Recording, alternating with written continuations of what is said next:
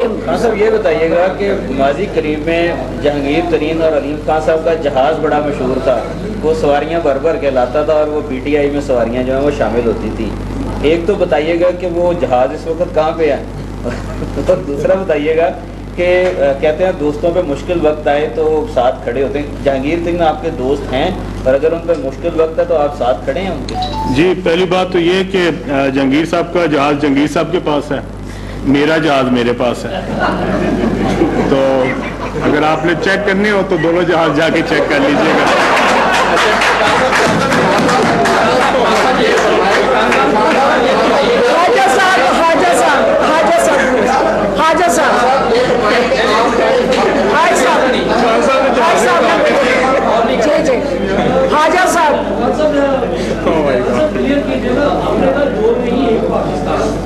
جہانگیر ترین جس معاملے میں اس وقت بھیجے گئے شوگر سبسڈیز یہ وہ، اس کے اندر آپ ہی کی کیبنٹ میں بیٹھے ہوئے ایک اور منسٹر بھی شامل ہیں جنہوں نے اپنے ہی بھائی کو سبسڈی دی. کیا آپ نہیں سمجھتے سے کوئی لینا دینا نہیں؟ دیکھیں، میں پہلے آپ کو یہ بات کلیئر کر دوں. میں نے تو پہلے کہا ہے، دیکھیں میں آپ کی بات بالکل سمجھ گیا. میں نے آپ کو پہلے کہا ہے، سب سے پہلے تو میں احتساب سے گزرا ہوں، ٹھیک ہے.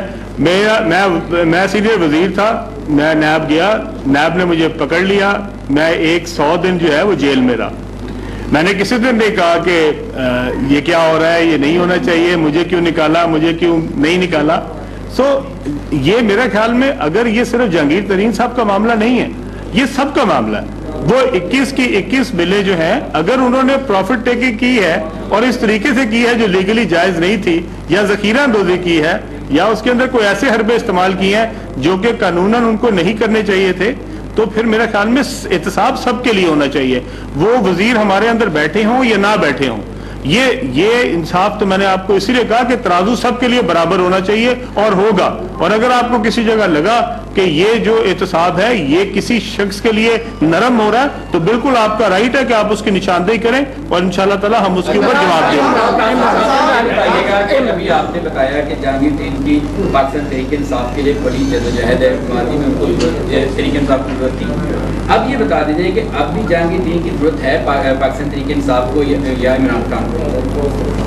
دیکھیں، یہ ضرورت کی بات نہیں ہے، یہ تو تحریک انصاف کا وہ حصہ رہے ہیں اور تحریک انصاف کے لیے انہوں نے بہت خدمات دی ہیں. میں نہیں سمجھتا کہ کسی بھی شخص کی، کسی بھی کارکن کی پارٹی کو ضرورت نہیں ہوتی. ہر ایک شخص امپورٹنٹ ہے، ہر کارکن امپورٹنٹ ہے. جس نے جتنا بھی حصہ ڈالا اس نے اپنی بساط کے مطابق ڈالا، اور وہ سٹرگل کے اندر کچھ لوگ ایسے بھی ہیں جنہوں نے دعاؤں کے ذریعے حصہ ڈالا. جو ہماری مائیں بہنیں جو ہمارے لیے دن رات عمران خان کی زندگی کے لیے، عمران خان کی کامیابی کے لیے دعائیں کرتی رہی، حصہ ان کا بھی ڈلا. یہ صرف ایک کسی شخص کے حصے کی بات نہیں ہے، ہر شخص نے اس طریق میں اپنا اپنا حصہ ڈالا ہے. کسی کی بساط زیادہ تھی، کسی کے بس میں کم تھا، پر ہر شخص جو ہے وہ میرے خیال میں اس میں حصے دار تھا، اور جہانگیر بھی تھے.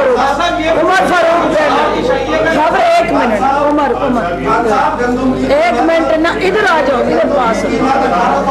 جی عمر، پنجاب میں سندھ میں بہت آ رہا ہے، دوسرے صوبوں میں گندم کا ریٹ زیادہ ہے. کیا پنجاب سے گندم سمگل نہیں ہو جائے گی؟ اگر سمگل ہونے لگے گی تو آپ نے کیا لوگ کام کیا؟ دوسرا سوال بھی لے لیں تاکہ جواب یہ بتائیے گا، آپ آج بھی کسی بڑے ڈپارٹمنٹل اسٹور پر چلے جائیں، وہاں پر جو ڈی سی کاؤنٹر ہے وہاں پر آپ کو چینی 85 روپے کلو ملے گی، اور جو ڈپارٹمنٹل اسٹور کا دوسرے کاؤنٹرز ہیں وہاں پر دستیاب نہیں ہوگی. جو چینی آپ کو 85 روپے کلو مل رہی ہوگی وہ اس کا جو دانہ ہوگا وہ نمک سے بھی چھوٹا ہوگا.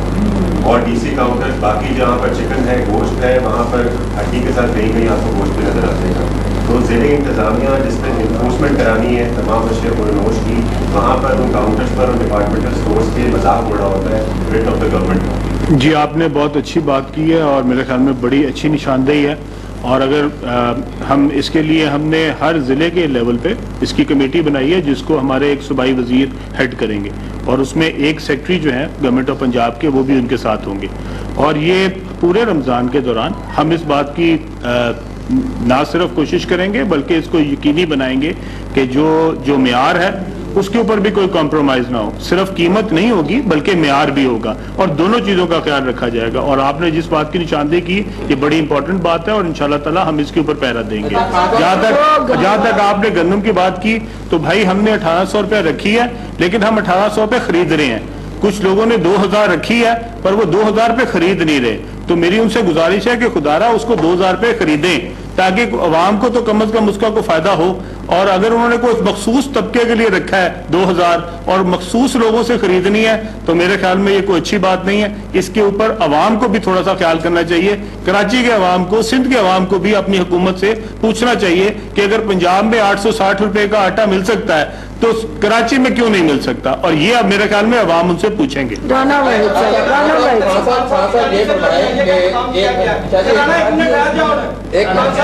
खावर की जानिब से चाहिए का इंतजाम किया गया है, आप क्या समझते हैं कि हुकूमत को चैलेंज किया जा रहा है कि मेरे खिलाफ एहतसाब को बंद किया जाए, और अगर वो इस तरह की कोई मूव चलाते हैं तो क्या पंजाब हुकूमत जा सकती है? खान साहब ये फरमाए कि एक आटे के ऊपर भी कमीशन बना था, आटा भी चोरी हुआ था पंजाब का और उसमें एक वजीर को हटाया भी गया था। क्या आप समझते हैं कि उसमें एक वजीर ने वजाहत भी पेश की थी कि उनके भाई जो हैं वो उस कमीशन में शामिल नहीं हैं, तो क्या आप समझते हैं कि उन लोगों का भी एहतसाब होना चाहिए, जैसा कि आप 1 साल तक एहतसाब की चक्की में पिसे और आपका मीडिया ट्रायल भी हुआ और इस वक्त कुछ दिन पहले उसी वजीर को बहुत सारे चीज़ों से हटाया भी गया है। आप क्या समझते हैं कि अब आपको दोबारा जो प्राइस कंट्रोल कमेटियों की तरफ ले आए हैं, क्या चंद दिनों के बाद वजीर बदलते हैं, फिर वजीर आते हैं, फिर जाते हैं, क्या ऐसे होना चाहिए, या आटे के वो चोर जो थे वो आज तक मंजर आम पे नहीं आए? देखिए इसमें बड़ा सिंपल है, वजीर कोई भी हो सब जवाब दें और सब अपने अपने अमाल के लिए अपनी कौम के सामने भी जवाब दें, अल्लाह को तो जवाब दें, हम सब हैं ही। तो इसलिए अगर किसी की आप निशानदेही करें और हमें अगर हुकूमत को पता लगे, वजीर आला को पता लगे, खास तौर पे अगर वजीर आज़म को पता लगे, तो मैं आपको इस बात का यकीन दिलाता हूं कि किसी को भी स्पेयर नहीं किया जाएगा। हमारा वजीर आज़म जो है वो इस तरह का नहीं है कि वो सियासी मफाद के लिए किसी को स्पेयर करेंगे, और अगर किसी के ऊपर करप्शन का इल्जाम आता है और उसके लिए आप कोई सबूत बताते हैं कि जी उसने कोई करप्शन किया, वो कोई भी वजीर हो, तो इंशाअल्लाह ताला उसके ऊपर सख्ती से जो है वो इंशाअल्लाह किया जाएगा। लियाकत अंसारी इत्तेफाक होता है कि जब जहांगीर टीम जो है वो एक्टिव होते हैं तो आप डाउन हो जाते हैं, जब वो एक्टिव होते हैं या मुश्किल होते हैं तो आपको ऊपर लाया जाता है। शरारत है इस सवाल में सवाए शरारत की और कुछ भी नहीं है। जहांगीर तरीन के साथ जो गुजरा है वो ये कह रहे हैं कि कबीना जो है पंजाब की पूरी तरह मायूस हो चुकी है, तो आप सीनियर वजीर है, क्या वाकई ऐसा है या वो फिर उनके साथ उनकी हामी है तो इसलिए बयान दे रहे हैं? देखिए मेरा तो बड़ा असूल बिल्कुल सीधा है, अगर मैं मायूस हुआ किसी दिन तो मैं अपने घर जाके बैठूंगा, वजीर बन के भी बैठना और मायूस भी बैठने की जरूरत क्या है? ठीक है, इतनी कौन सी तकलीफ है कि मेरे बगैर मुल्क नहीं चल सकता? तो अगर कोई साहब बहुत मायूस हो गए हैं तो उनको वैसे काम छोड़ के तो अपने घर जाके रेस्ट करना चाहिए। मुझे तो कोई मायूसी नहीं है, ना इस मुल्क से मायूसी है और ना अपने लीडर से मायूसी है। आपसे क्वेश्चन है कि जो डस्के की जो कातिबों उम्मीदवार है उन्होंने इलेक्शन कमीशन को एक लेटर लिखा कि जिस तरह वादा किया गया था उस तरह जो है वो शहर के अंदर जो है कैमरे नहीं लगाए जा रहे हो, इंतजाम भी किया जा रहा है शफाफ इलेक्शन के लिए। देखिए ये कल जो है एक ऐसे हलके के अंदर जहां कोरोना के स्प्रेड की रेशो जो है वो 21% है और एक इंक पैड से कई अंगूठे लग के वो बैलेट पेपर मिलने हैं, तो कल इलेक्शन कमीशन के लिए भी एक इम्तिहान का दिन है कि वो किस तरह कोविड पे SOPs पे अमल करते हुए उस हलके में इलेक्शन को यकीनी बनाएंगे। जहाँ तक हुकूमत की जिम्मेदारियों का ताल्लुक है तो हुकूमत ने इलेक्शन कमीशन के तय करदा जो ज़ाब्ते थे, हदायत थी, प्रिंसिपल थे, गाइडलाइंस थी, उन पे ना सिर्फ 100% अमल दरामद किया बल्कि रेंजर्स और फौज को भी अमन व अमान की सूरत हाल को बेहतर बनाने के लिए इलेक्शन कमीशन ने तलब कर रखा है। एक तरफ जो है वो हुकूमती इक़दामात और हल्के के अवाम की ख्वाहिशात हैं, दूसरी तरफ जो है वो इलेक्शन कमीशन और हमारी अपोनेंट बहन जो है उम्मीदवार जो है उनका रोना और पीटना है।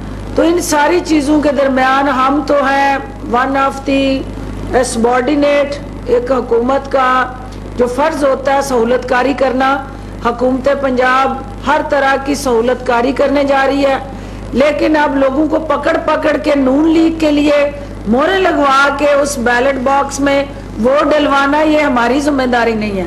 अगर वो ये चाहती है कि ये काम भी हुकूमत करे और नून लीग को जिता के उनकी फतह का ऐलान करे, तो वो आसान अंदाज से कोई और कर रहा है उनके लिए, तो हुकूमत को ये करने की जरूरत नहीं है। हुकूमत का काम है वहाँ रूल ऑफ लॉ को इंश्योर करना, एक आइडियल कंड्यूसिव एनवायरनमेंट क्रिएट करना इलेक्शन के लिए और लेवल प्लेइंग ग्राउंड देना, जिसके लिए हम तमाम तर इकदामात उठा रहे हैं। आप देख रहे हैं कि कोई हवाई फायरिंग करके, कोई किसी जगह प्रेस कॉन्फ्रेंस करके, कोई मुसलसल वावेला और बैन और नोहे पढ़ के उस इलेक्शन में जिंदा रहने की कोशिशों में मसरूफ है।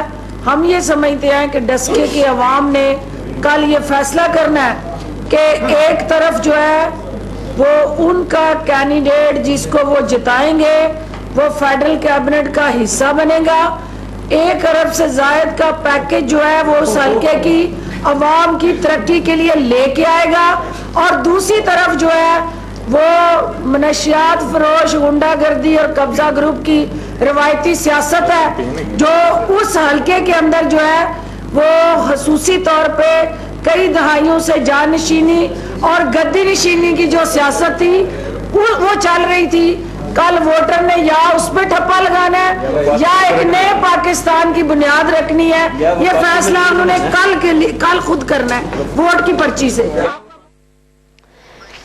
मुआविन खुसूसी तलात पंजाब डॉक्टर फरदास आशिक अवान और सूबाई वजीर